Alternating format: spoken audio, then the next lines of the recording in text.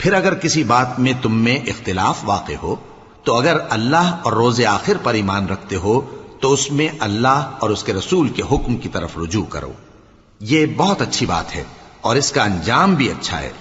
کیا تم نے ان لوگوں کو نہیں دیکھا جو دعویٰ تو یہ کرتے ہیں کہ جو کتاب تم پر نازل ہوئی اور جو کتابیں تم سے پہلے نازل ہوئیں ان سب پر ایمان رکھتے ہیں اور چاہتے یہ ہیں کہ اپنا مقدمہ اللہ کے باغی کے پاس لے جا کر فیصل کرائیں،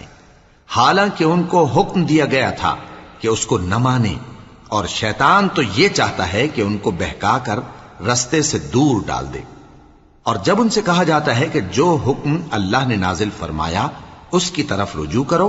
اور پیغمبر کی طرف آؤ تو تم منافقوں کو دیکھتے ہو کہ تم سے گریز کرتے اور رکے جاتے ہیں. پھر کیسی ندامت کی بات ہے کہ جب ان کے اعمال کی شامت سے ان پر کوئی مصیبت واقع ہوتی ہے تو تمہارے پاس بھاگے آتی ہیں